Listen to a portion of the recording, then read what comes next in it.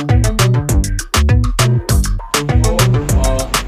लोगों ने प्रोग्रामिंग में अब तक बहुत बेसिक चीज़ें करी है। सबसे पहले हमने जो सीखा है वो है कि इनपुट कैसे लेते हैं। प्रोग्रामिंग की बात कर रहा हूँ, थ्योरी की बात नहीं कर रहा हूँ। थ्योरी के लिए हम लोगों ने जो, अगर मैं थ्योरी की बात करूँ तो थ्योरी में सिर्फ अभी तक हमने सीखा इनपुट जो कमांड्स हैं वो क्या करती हैं।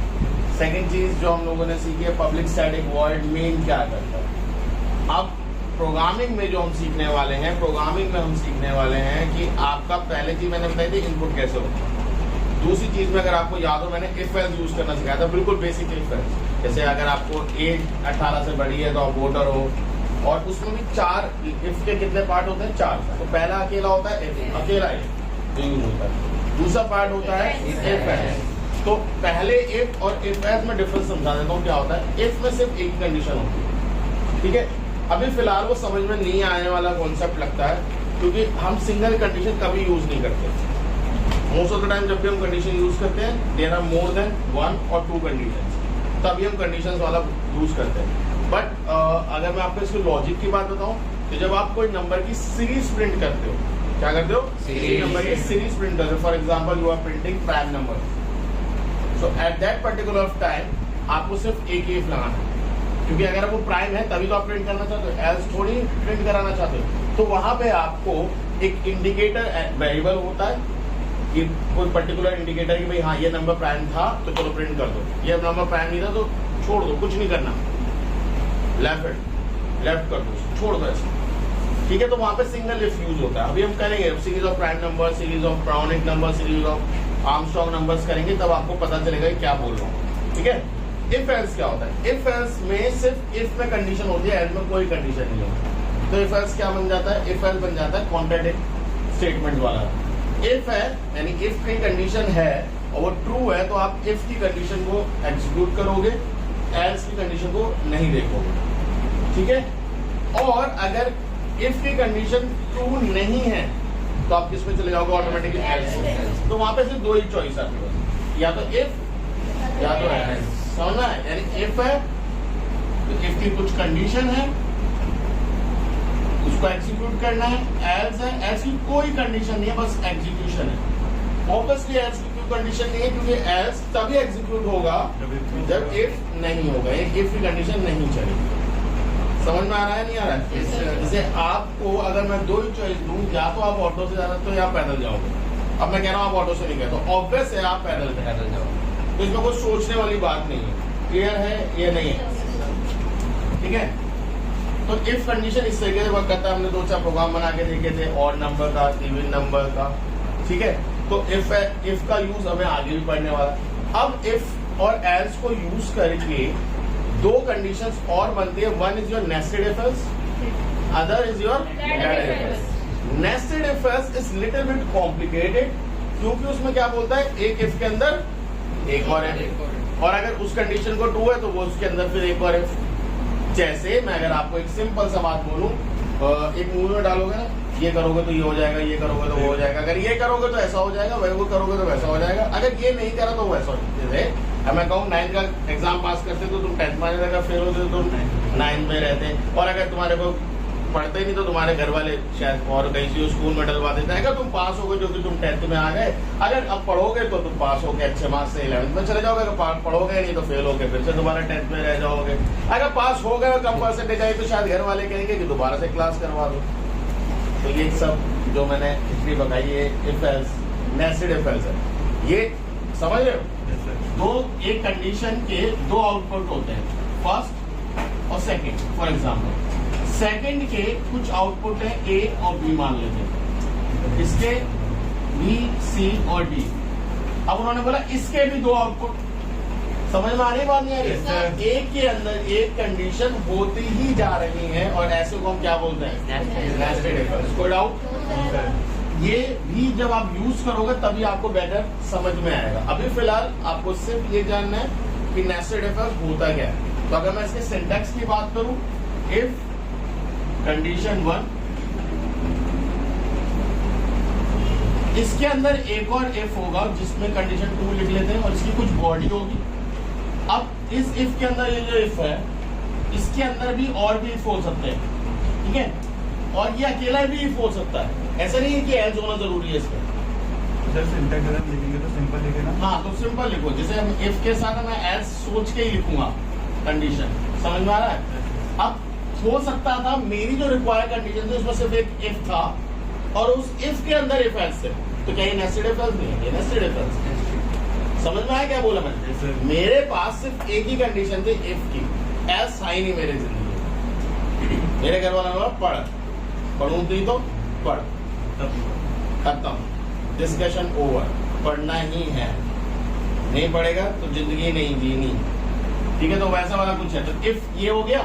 अगर फॉर एग्जांपल एल्स है, क्योंकि हमें जब सिंटेक्स लिखना है हम वैसा सिंटेक्स लिखेंगे जो हर एक के लिए पॉसिबल हो, तो हम यहाँ क्या डालेंगे, और इस एल्स में भी क्या होगी, इफ कंडीशन होगी और उसके साथ उसका क्या होगा, समझ में आया नहीं है?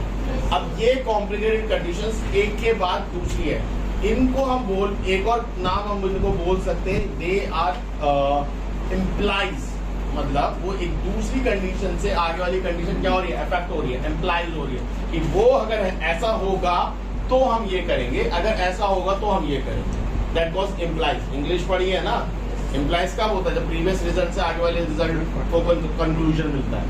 सो ये कंडीशन ट्रू होगी तो हम इसको देखेंगे, ये वाला हमारे लिए हट जाएगा सिर्फ, और अगर ये ट्रू होगा तो इसको कट कर देंगे और यही हमारे लिए होगा।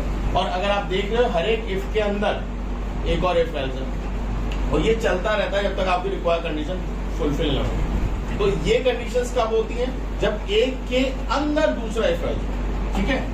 इसके अलावा और कोई इफ एल्स है, हाँ, लैडर इफ एक कंडीशन, इसका कुछ एग्जीक्यूशन, और अगला होगा एज इफ और दूसरी कंडीशन, इसकी भी कुछ एज इफ, तीसरी कंडीशन। इसमें एक चीज समझनी है कि आपको लास्ट में एल्स लगाना ही लगाना है। If you don't include else, ladder if else में अगर आपने लास्ट में एल्स नहीं लगाया, इट शोज एरर, समझ में? तो कई बच्चे एल्स नहीं लगाते, वो इफ एल्स तो यूज करते हैं बट वो लास्ट का एल्स भूल जाते हैं और बिना एल्स के प्रोग्राम कर देते हैं, जो गड़बड़ है, जो गलती है। तो मैं उस जगह पे सजेस्ट ये बोलता हूँ, बेटा आप इफ एल्स छोड़ दो, आप इफ यूज करो। नहीं है समझ में?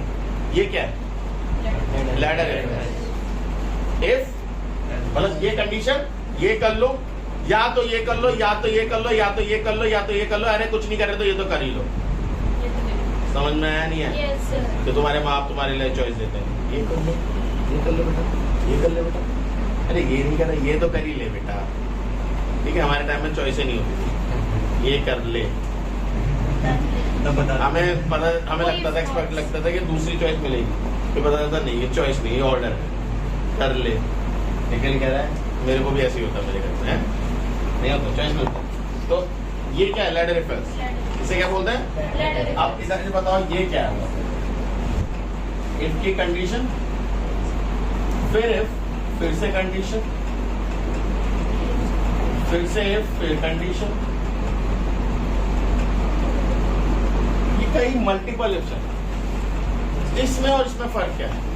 इसमें एल्स ना लगाओ, ये सारी कंडीशन को फुलफिल करेगा, बिल्कुल उसके जैसे ही चलेगा, ठीक है। ये ओनली इफ है, ठीक है, ओनली इफ है, इसमें सारी कंडीशन, बट उसका और इसमें फर्क क्या है, वो लैडर है, वो सब एक दूसरे से कनेक्टेड है, ठीक है। ये कनेक्टेड नहीं है, हर कंडीशन दूसरे से इंडिपेंडेंट है, दीज आर नॉट इंडिपेंडेंट, वो एक दूसरे से लिंक है, भले सबकी एग्जीक्यूशन बराबर है। जैसे नेस्टेड इफ एल्स ऐसा नहीं है कि इफ के अंदर की कंडीशन एल्स के अंदर की कंडीशन से मैच करे ना, ऐसा कोई हिसाब नहीं। सर इस वाले में सर ऐसा हुआ कि अगर पहले वाली कंडीशन ट्रू है तो वो सेकंड थर्ड नहीं, वो सबको एग्जीक्यूट करता है। एल्स में क्या करवा? हाँ जी, नहीं एल्स में नहीं जाएगा, एल्स में सिर्फ एक ही कंडीशन में जाएगा, जब सारे इफ एल्स कैंसल्ड हो तब वो एल्स इफ में जाएगा, ठीक है। मैं ये बता रहा हूँ, कई बार बच्चे इससे कंफ्यूज हो जाते हैं, वो एल्स नहीं लगाते। कभी करो ना प्रोग्रामिंग, जब कोडिंग करोगे तो तुम्हारे साथ ये एरर आएगा, जब मैं बताऊंगा ये से, ठीक है। और इसमें क्या होता है, इसमें मोस्टली जब अगर तुम्हें कंफ्यूजन हो यार, एज इफ में बताया था नहीं बताया था, एज लिखना था नहीं लिखना था, या बेस्ट है इफ ही लिख दो। इफ तो लिख ही सकते हो, सिंगल इफ तो यूज करना आता ही है, इफ लिखनी है, कंडीशन लिखनी है और एग्जीक्यूट कराना है, खत्म, वो लिख के काम करो अपना, आपको मत बनाओ आप उसको एज इफ में, ठीक है। ये इसलिए देखो क्या होता है, आप लोगों ने वो 9th क्लास में वो प्रोग्राम पढ़े होंगे, इस रेंज से इस रेंज में है तो कुछ पर्टिकुलर कंडीशन, फिर इस रेंज से इस रेंज, उसमें ध्यान देना तुम सारी कंडीशंस एल्स इफ में डाल देते थे, बेचारे एल्स के लिए कोई कंडीशन ही नहीं छोड़ते थे, और फिर जब कोई कंडीशन ही नहीं बची तो एल्स भी नहीं लिखते थे।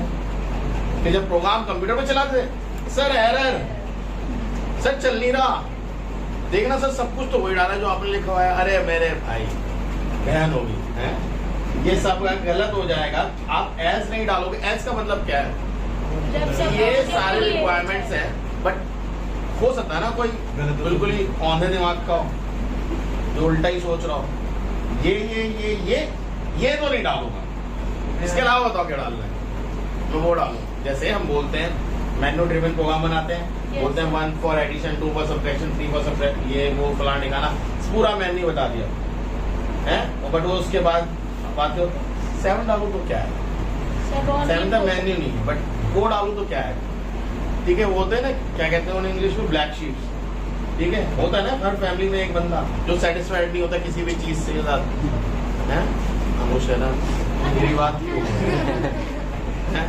है, हर फैमिली में होता है, ठीक है। हमारे फैमिली में कई सारे हैं, तो उनमें अब इस कंडीशन में क्या है, ये हम उनके लिए डाल रहे हैं भाई जो अलग ही सोचते हैं, ठीक है। अब जैसे हम इमेजिन करो, ये उनके लिए समझो, तुम्हें किसी रेस्टोरेंट में गए, तुम्हारे पास मेन्यू है, सामने लिखा हुआ है मेन्यू, ठीक है, बट जो डिश वहाँ है ही नहीं, ये बना दे, तो ऐसा मेन्यू आपको दिया किस लिए,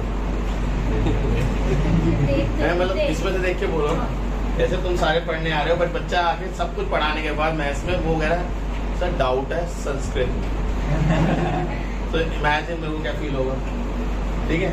या मैं तुम्हारे देखा हूँ 10th का पेपर देने वाले, मैं तुम्हें 12th का पेपर हाथ में थमा दूँ बोर्ड में, और कौन नहीं यही अटेम्प्ट करना है इस बार, तुम्हारे साथ जो फीलिंग है वही मेरे साथ होगी, बट ऐसे होते हैं, और वही बंदा अगर हमें कुछ डाल दे XYZ तो हमारा होता है। यार मुझे बताओ, आप अपने कोई भी कोडिंग से रिलेटेड जो तुम्हारी एप्स है, गेम्स है, कुछ भी, उसमें जो चीजें होती हैं करने को, वो तो तुम ऑब्वियसली कर लेते हो, बट होता है ना खुराफाती दिमाग, इसके अलावा भी करना है, इसके अलावा भी कुछ करना है, तो वो भी करते हैं बच्चे या लोग, ठीक है, वो करते हैं और फिर देखते हैं क्या होगा,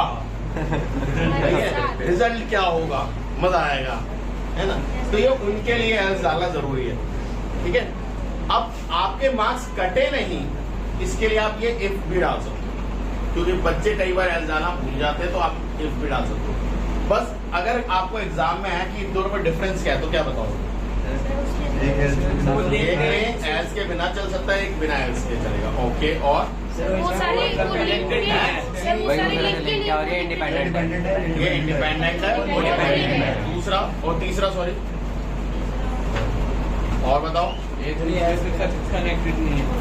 वहीं पे बैठ जाओ, और बताओ, और सोचो और क्या है। अरे मेरे भाई, इसमें जो कंडीशन है, जो आपकी सारी कंडीशंस आ रही हैं, वो एग्जीक्यूशन होने के बाद अगर वो एक भी कंडीशन ट्रू नहीं हुई तभी तो एल्स पे जाएगा। इसमें अगर सारी कंडीशन ट्रू नहीं हुई तो कहाँ जाएगा, है ही नहीं कुछ। That is called ladder if else, this is called only if. समझ में आया डिफरेंस, समझ में आ गया, ओके। सो ये मैंने सिंपल इसलिए समझाया कि भाई आज हम इससे रिलेटेड जब प्रोग्राम करेंगे तो आप समझो। अब इसी कैटेगरी में एक प्रोग्राम आता है आप लोगों का, मैं आपको समझा देता हूँ, बेसिक पे का आती है। ये बेसिक पे आप यूजर से इनपुट लो, उसका 20% HRA है, 25% उसका DA है, ठीक है, इतना % उसका PF है। ये सारे अलाउंस और बेसिक पे जोड़ दो, PF माइनस कर दो, तब उसकी ग्रॉस सैलरी आएगी। वो ग्रॉस सैलरी आप प्रिंट करो। समझ में आया क्या बोला मैंने? जैसे मैं एक क्वेश्चन दिखा रहा हूँ, आप लोगों सुन लो। Write a class with name employ, ये सब हम करेंगे अभी, ठीक है। उसमें वो कह रहा है आप बेसिक पे यूजर से इनपुट कराओ। मैं अभी स्ट्रक्चर समझा दे रहा हूँ, हम प्रोग्राम बनाते हैं। तो क्या इनपुट कराने को कह रहा है? बेसिक पे। उसका DA मतलब DRS अलाउंस बोलो, ड्राइविंग अलाउंस बोलो, जो भी बोलो, DA 25% है, कितना है? 25%। समझ में आया? ओके। नेक्स्ट है HRA, हाउस रेंट अलाउंस, वो है 15%, वो कितना है? 15%। PF है 8%, PF कितना है? 8%। नेट पे, जो नेट सैलरी है वो क्या है? बेसिक पे प्लस DA प्लस HRA, और ग्रॉस पे कितनी है? नेट पे में से PF क्या कर दो? कुछ बुक्स में नेट डायरेक्ट बोल रखा है कि ये सब प्लस करो, और डायरेक्ट PF में क्या कर दो? माइनस करो। वो आपकी चॉइस है, वो बुक टू बुक वेरी करेगा क्वेश्चन। समझ में आया? प्रोग्राम आपको क्या कह रहा है? राइट अ प्रोग्राम, ठीक है? आपको क्या इनपुट लेना है यूजर से? एक वेरिएबल तो उसका चला। अब देखो मैं बेसिक पे को डायरेक्ट आपका डबल में लेके कर रहा हूँ, सब कुछ डबल में लेके कर रहा हूँ। भाई हो सकता है कोई बड़ा आदमी हो, उसकी बेसिक पे बहुत ज्यादा ही हो सकता है ना, सुंदर पिचाई बड़ा आदमी है भाई, बहुत है बेसिक पे, तो ऐसे के लिए भी हम डिजाइन कर रहे हैं, तो हमारा बेसिक पे हम पहले ही डबल ले रहे हैं, ठीक है? अब आपको कौन कितने वेरिएबल चाहिए? एक चाहिए HRA के लिए, एक चाहिए DA के लिए, एक चाहिए PF के लिए, तो 3 वेरिएबल हो गए। ये सारे डबल लूंगा क्योंकि वो बेसिक पे ही डबल लिया है मैंने। दूसरा नेट पे, और एक और ग्रॉस पे, कितने वेरिएबल हो गए? क्लियर है? तो सबसे पहले इंपोर्ट बना के क्लास स्टार्ट कर लें। Import java.io.star, import java.lang.star, import java.util.star। कोई डाउट? पब्लिक क्लास एम्प्लॉय ले लेते हैं, ठीक है? Public static void main string args, ठीक है? अब ध्यान से सुनो, जब हम नेक्स्ट क्लास में सीखेंगे सेम प्रोग्राम को फंक्शन के साथ करना, कि फंक्शन में क्या फर्क आ जाता है, फंक्शन में क्या चीज ऐड ऑन हो जाती है, कि यही प्रोग्राम फंक्शन में क्या किस तरीके से हम इसे चेंजेस करते हैं, ठीक है? नेक्स्ट क्लास में होगा, तो अभी नहीं हो रहा, अभी फिलहाल इसे नॉर्मल तरीके से करते हैं। तो हमारे फटाफट वो बता दो वेरिएबल, एक तो B ले लूं, ठीक है? बेसिक पे के लिए, फिर क्या है? DA, HRA, PF, नेट पे, वेरिएबल्स देखिए सारे क्लियर है? इसके बाद क्या बना है? क्या बोलते हैं? स्कैन, ऑब्वियसली यूजर से इनपुट लेना है, तो स्कैन अप, वो आपका चॉइस है, वो मैंने आपकी को दे रखा है।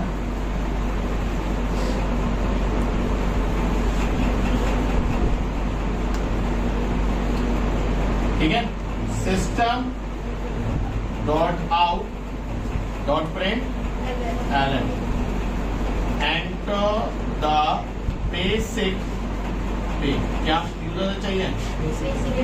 क्योंकि बेसिक पे हमारे बोला है यूजर से इनपुट कराना, बाकी सब के परसेंटेज गिवन है ना? अब सुनो, जो गड़बड़ बच्चों से सबसे ज्यादा होती है वो समझा रहा हूँ। अगर आपने पढ़ा हो तो DA इज 20%, किसका? ऑब्वियसली और बेसिक पे, ठीक है? अब जो बच्चों से गड़बड़ होती है वो ध्यान से देखो क्या होगी। आप पहले बेसिक पहले इनपुट ले लो, ठीक है ना? पहले तो ये इनपुट ले लो, उसके बाद बता दो। 25%। अरे समझा रहा हूँ मेरे भैया, 25% ले, फेमस वाले भैया। इधर देखो, ये आया। अब यहाँ पे DA आपका ये है, तो यहाँ पर कई बच्चे ये करते हैं, ये कोई वेरिएबल नहीं है, आप ये करोगे आप मार्क्स कटवा बैठोगे। और बहुत करते हैं टॉपर बच्चा ये गलती करता है, वो परसेंटेज का सिंबल यूज करता है। आपको परसेंटेज भैया 7वीं या 6ठी क्लास में सिखाया गया था, परसेंटेज हटता है तो अपॉन में 100 आता है, बस ये चीज को आप यूज करोगे। आप पास हो गए हो, जब भी तो 10th में आ गए, तो परसेंटेज हटाओ, इसका नेक्स्ट स्टेप सोचो कि परसेंटेज हटेगा तो अपॉन 100, ऑफ का मतलब मल्टीप्लाई, बेसिक पे की जगह B लिखा हुआ है ना? तो ये समझो ना भाई, ये लिखना है आपको, और इसको भी ऐसे मत लिख देना, क्या मतलब अपॉन भी लिख रहा है वहां मैथ्स में भाई साहब। तो 25 B डिवाइडेड बाय 100, ये आएगा DA, समझे? भाई ये सबको समझ में आया? गड़बड़ नहीं होनी चाहिए, जी सर। समझ में आ रहा है? ये बहुत, देखो मैं आपको बताता हूँ, फंक्शन के प्रोग्राम इतने इजी हैं कि आप आराम से 15 में से 15 ला सकते हो। उसमें गड़बड़ होने के चांसेस क्या होते हैं कि बच्चे उसमें जो गलत करते हैं, उसमें गड़बड़ होने के चांसेस सबसे ज्यादा यही है कि आप उसमें लिखने के तरीके को गलत कर देते हो। क्या कर देते हो? लिखने का तरीका ही गलत हो जाता है। भैया जो है वो नहीं होगा। हर्षित कौन है? हर्षित कौन है? नहीं है, मना कर। ठीक है, हो गया ये? ओके, नेक्स्ट क्या है? डीए के बाद एचआरए। एचआरए कैसे निकालेंगे? कितना परसेंट है? 50 स्टार बी डिवाइडेड बाय फिर 8 स्टार बी डिवाइड बाय 100। ठीक है, अब फिर नेट पे क्या बोल रखा है? जी, बेसिक पे plus DA plus HRA. DA plus HRA और ग्रॉस पे क्या बोला है? नेट पे माइनस पीएफ। ठीक है, इस तरीके से करना है। अब जो इम्पोर्टेंट चीज है वो समझ लो, तो ये तो आपको आ गया। System dot out dot println, आपको वो तो प्रिंट करना आता ही है, जैसे बेसिक पे प्लस बी। आप ऐसे तो प्रिंट कर ही दोगे, यस सर। बेसिक पे प्लस बी, उसमें तो कोई दिक्कत नहीं है। मैं इसकी बात नहीं कर रहा हूँ। आपने अगर प्रोग्रामिंग देखी हो तो उसमें हेडिंग ऊपर आती है, उनके नीचे वैल्यूज प्रिंट कराने की बात बोलते हैं। अगर आपने फंक्शन वाले प्रोग्राम देखे हैं तो हेडिंग्स ऊपर होती है, उनके नीचे उनकी वैल्यू प्रिंट करानी है। तो वो कैसे होगा? ये तो आप कर ही लोगे ना, बेसिक पे यहाँ कर दिया, उसके बाद अगला क्या होगा? डीए प्रिंट करा दिया, फिर एचआरए प्रिंट करा दिया, फिर नेट पे प्रिंट करा दिया। बस यहाँ पे ये हेडिंग्स लिखते जा रहे हैं, यहाँ उनके रिस्पेक्टिव क्या लिखने हैं? वेरिएबल, और ब्रैकेट बंद करके सेमीकोलन लगाना। ठीक है, मैं ये बात नहीं कर रहा हूँ। अब देखो ध्यान से, बेसिक पे यहाँ पे लिखा, अब आप क्या लगाएंगे? स्लैश टी या स्लैश एन? ओके, फॉरवर्ड या बैकवर्ड? ठीक है, दो लगाना है, दो लगाओ, एक लगाना है, एक लगाओ, वो तुम्हारी चॉइस है, मेरी नहीं है। ठीक है ना? फिर बेसिक पे क्या, मोस्टली आपसे वो डायरेक्ट पूछते हैं नेट पे।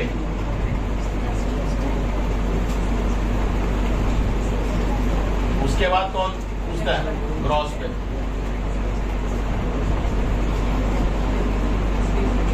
अब देखो ये हेडिंग है तो स्लैश टी इसी में लगा दो, उसमें प्लस लगाने की जरूरत नहीं है। ठीक है, क्योंकि कोई आपने इसमें वेरिएबल्स नहीं इंट्रोड्यूस करा। बिल्कुल, आप यहाँ पे थोड़ा सा स्पेस दे दो, जितना लगे गैप खोल सकता है, या 2 स्लैश टी लगा दो, जो आपको सही लगे। बट स्पेस अगर दे रहे हो तो दिखना भी चाहिए स्पेस। अरे 5 अंडरस्कोर लगा के स्पेस दिखाने के लिए, या वहाँ पे लिखेगा आई स्पेस 5 स्पेसेस। ठीक है, चलो कर लेंगे, वो आपकी चॉइस है। ठीक है, system dot out dot println. अब देखो पहला वेरिएबल कौन है? प्लस स्लैश, ठीक है, प्लस ये वाला टी फॉरवर्ड नहीं होता, मैं बैकवर्ड होता है। सर ऐसे होता है, ऐसे होता है ना? हाँ सर, मॉडल ऐसे होता है। क्योंकि मेरा पहली बारी में सही बना, एकदम स्लो में सही बना। ठीक है ना? क्योंकि ऐसे बनाया वो सही बन गया। बी के बाद क्या है? नेट पे एनपी ना?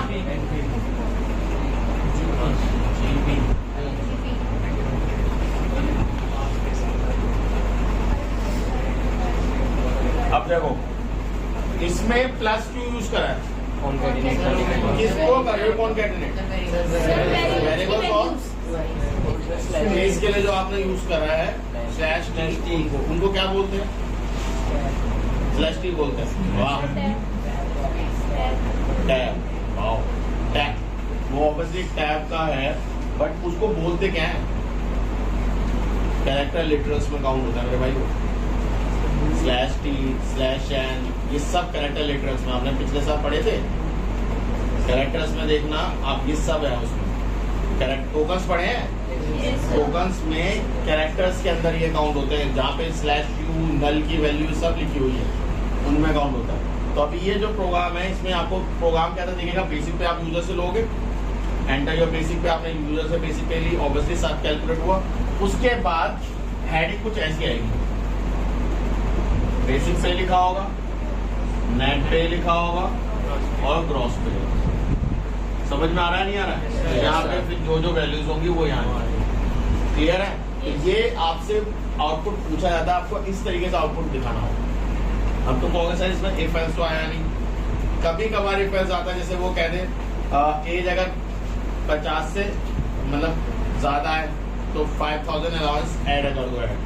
तो आपने जीपी निकाल लिया है ना, अगर मान लो आपने एज कहीं से लिखी होती है, मुझे इफ कंडीशन लगानी पड़ती तो क्या लिखता, if age is greater than 50, तो मेरा जो ग्रॉस पे है उसमें 5000 ऐड कर देता। अगर एक एल्स छोड़ दो, जो है वो ही रहने दो, उसमें जरूरी नहीं है एल्स भी लगाना है। उसने क्या बोला, जब आपकी एज 50 से ज्यादा हो तो ही 5000 का अलाउंस आपके पास ऐड हो। अगर आपके 50 से ज्यादा नहीं है तो आप छोड़ दो, एज लगाओ मत, आपने ऑलरेडी कैलकुलेट कर लिया। अब ये जो टाइप के क्वेश्चन है ये बोर्ड में आते हैं विद हेल्प और मतलब मर्ज हो के फंक्शन के प्रोग्रामिंग के साथ, ठीक है। तो हमें ये करना ही था इफ एल्स के साथ, ठीक है। एक बार ये देख लो, फिर इफ एल्स के करते हैं। हाँ ठीक है, ओके। इसमें भी अभी यही है, ये इफ एल्स का है, लेटर इफ एल्स का है, स्विच से लिंक कर सकते हैं। मैंने आपको बताया था स्विच में और इफ में क्या फर्क होता है। स्विच में भी आप मैन्यू ड्रिवन बना सकते हो, इफ एल्स में भी आप मैन्यू ड्रिवन बना सकते हो, बट स्विच और इफ में बस इतना सा फर्क है कि ये जो कंडीशन होती है इतने से इतना, इतने से इतना, ये आप स्विच में नहीं डाल सकते। स्विच में या तो आप एक नंबर डाल सकते हो या आप एक कैरेक्टर डाल सकते हो, जो ऑपरेटर डाल सकते हो, ठीक है। अब जैसे पहला कंडीशन है किलोमीटर कितना हो, 1, तो रेट कितना हो, 25। सिर्फ दो ही वेरिएबल की जरूरत है, एक चाहिए मुझे या किलोमीटर के लिए तो इंट के ले लेता हूँ, और मुझे रेट चाहिए तो मैं आगे लेता हूँ, कोई दिक्कत तो नहीं है ना सर। और क्योंकि डेसिमल में कोई चीज है नहीं तो डेसिमल का कोई लेने का मतलब नहीं है ही नहीं, कोई मल्टीप्लाई डिवाइड वाला कोई सीन ही नहीं है, ठीक है। स्कैनर बनाना है,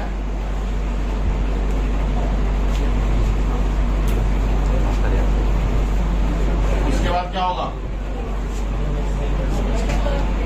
स्कैनर के बाद क्या करना है बताओ, स्टेटमेंट प्रिंट कराना है क्या,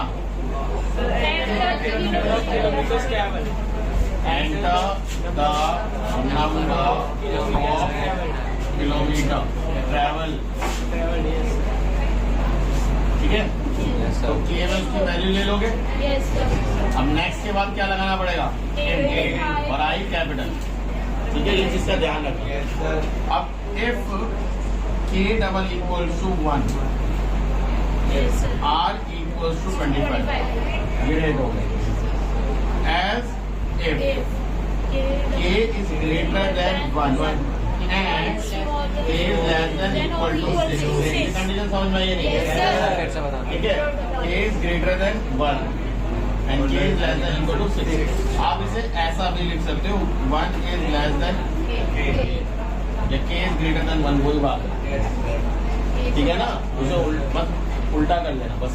अब ये 1 के इक्वल नहीं है, 1 से क्या होना चाहिए, बड़ा, और 6 या 6 के छोटा। तो r की वैल्यू क्या हो जाएगी, 10 into k, 10 rupees per kilometre है, 10 रुपए टोटल नहीं है, ठीक है।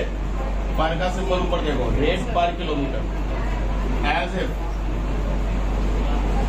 क्या होगा, k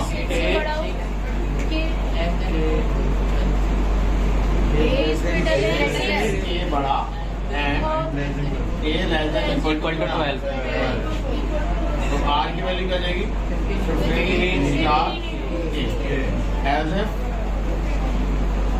6 नहीं 12 greater than k and a less than equal to 18, r equal to 20।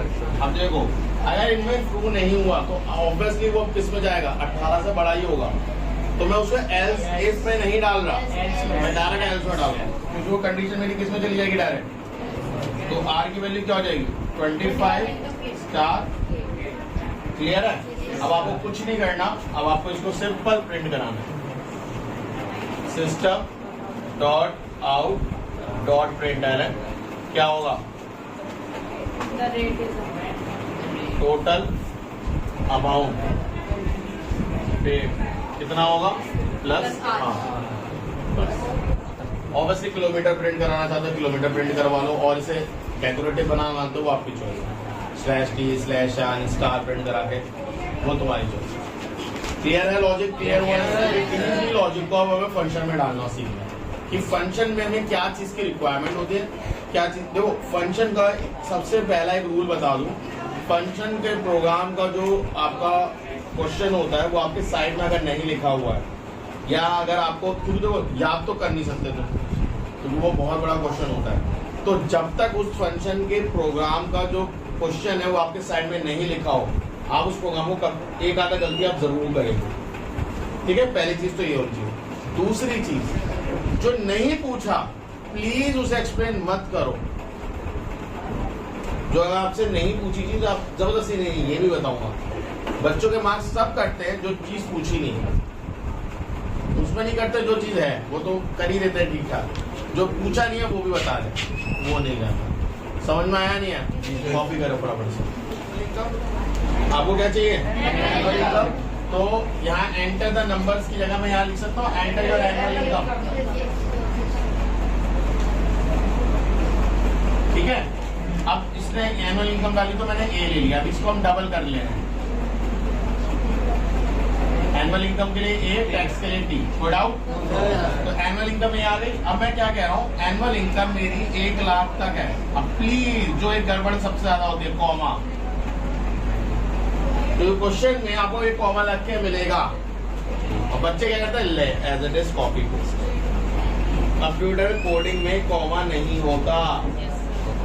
ठीक है, और उन्हें लगता है कोई तो एरर नहीं, सही तो करा है, वही जैसे उतारी कंडीशन ने क्या बोला, कंडीशन जो यहाँ लिखे वहां उतार दो। कई तो और मान होते हैं, अप टू 1 लाख लिखते हैं, अब भी लिखते हैं, पता ना वो क्या करना मांग रहे होते हैं।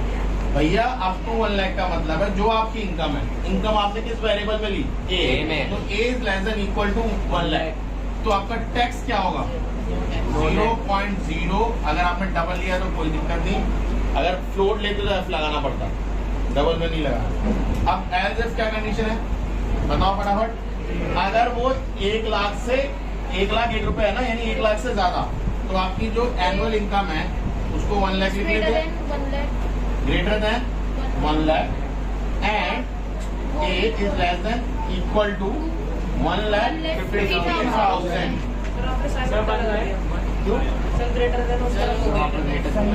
अरे चाचा मैं किसके रिस्पेक्ट में बोल रहा हूँ वो भी तो सुन लो। ये बोल रहा हूँ 1 लाख इज ग्रेटर देन ए, बोल क्या रहा हूँ, मतलब हम तो रट पड़े। ये तो लेस देन का सिंबल है सर, ग्रेटर कैसे बोल सकते हो आप इसमें? अरे चाय भाई ये लेस देन सिंबल है, हमें भी आता है। ये ए है, ये बी है, तो इसे बोलेंगे ए इज लेस देन बी। तो वैसा उल्टा नहीं बोल सकता, बी इज ग्रेटर देन ए। वो अरे हाँ या ना बोलता है। अभी इससे क्या दिख रहा है कि ए 1 लाख से ज्यादा होना चाहिए, तो इसे इंग्लिश में ग्रेटर देन ही पड़ेगा ना, ये जबरदस्ती लेस देन ही पढ़ूंगा इसे। 1 लाख लेस देन ए। इंग्लिश है वेरी फनी लैंग्वेज, लिखते कुछ है पढ़ते कुछ। चलो कोई बात, मैथ्स भी कुछ ऐसी है। तो इतना समझ में आया। अब टैक्स क्या होगा वो समझना है। 10,000। अब देखो कई बच्चे ऐसे लिखते हैं जो पहले बता चुके, तो इसकी जगह क्या लिखना है? स्टार। अपॉन 100 बाद में करेंगे। फिर वो क्या कह रहा है? एक्सीड 1 लाख। तो भैया आपकी जो इनकम है ना, इसमें से 1 लाख माइनस कर लो और फिर डिवाइड बाय 100। समझ में आया नहीं? सुन मेरे बात, normal minus can buy bracket के अंदर। तो ब्रैकेट पहले ब्रैकेट सॉल्व होगा, उसके बाद मल्टीप्लाई डिवाइड, दोनों की प्रेसिडेंस सेम ही होती है ना, कोई भी होने तो क्या फर्क पड़ता है? नहीं फर्क क्या पड़ता है बताओ, तो फर्क पड़ेगा। मैं 5 × 10 करके डिवाइड बाय 2 करूं, या पहले 10 को 2 से डिवाइड करके फिर × 5 करूं, अलग आंसर आएगा? सेम ही आएगा ना। प्लस माइनस होता तो बिल्कुल मैं कहता हूँ हाँ भाई ब्रैकेट डाल, बट अभी तो मल्टीप्लाई है, वही प्रेसिडेंस कंप्यूटर में भी है, वही प्रेसिडेंस मैथमेटिक्स में भी है, बल्कि मैथमेटिक्स में डिवाइड पहले है, मल्टीप्लाई बाद। कंप्यूटर तो कहता है भाई नहीं, दोनों बराबर है। क्लियर है या नहीं है? तो अब अगला क्या है, पढ़ो। ए यानी 1,50,000 लिख दो direct. Greater than and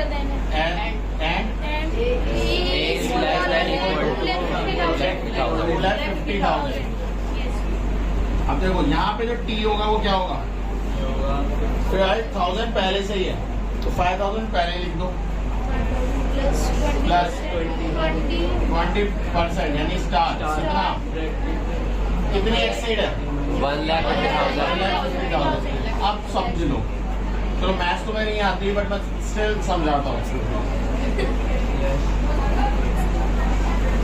1 lakh से 1.5 लाख तक कितने होते हैं?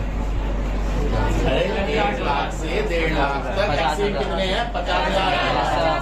50,000 का 10% कितना होगा? 5,000। वही यहाँ लिखा हुआ, क्योंकि उन्होंने बोला है जो भी इनकम होगी वो 1.5 लाख से एक्सीड होनी चाहिए, तो 1 से 1.5 लाख तक का टैक्स वो ये 5,000। अगर आप देख रहे हो आपकी जो टैक्स लग रही है वो 1.5 लाख से ऊपर लग रही है, तो 1 से 1.5 लाख भी तो टैक्स था, वो कहाँ है? वो ये है 5,000। मैक्सिमम टैक्स जो लग सकता है 1 से 1.5 लाख तक वो है 5,000 रुपीज, वो ऑलरेडी ऐड है। समझ में आया? और जो आप पूछ रहे थे वो यही है। अगर ये नहीं होता तो आपका आंसर गलत होता, बट इत्तेफाक से बोर्ड वाले कितने अच्छे, उन्होंने दे दिया 5,000। उन्होंने कहा बच्चे बोले बेचारे मैथ पढ़े ही नहीं, लिख ही दो। मैं होता मैं तो लिखता था 20% ऑफ एक्सीडिंग इनकम ऑफ 1,50,000। क्यों? मतलब आप क्या 1.5 लाख से ऊपर का टैक्स दोगे? 1 से 1.5 लाख वाला टैक्स कौन देगा? वो भी तो तुम ही दोगे। तो यहाँ पे ऐड करना पड़ेगा। जो यहाँ 5,000 है वो समझो क्यों आया, क्योंकि वो इस बार तो गिवन है, हो सकता है अगले पेपर में ना हो गिवन। समझ में आ रहा है नहीं आ रहा?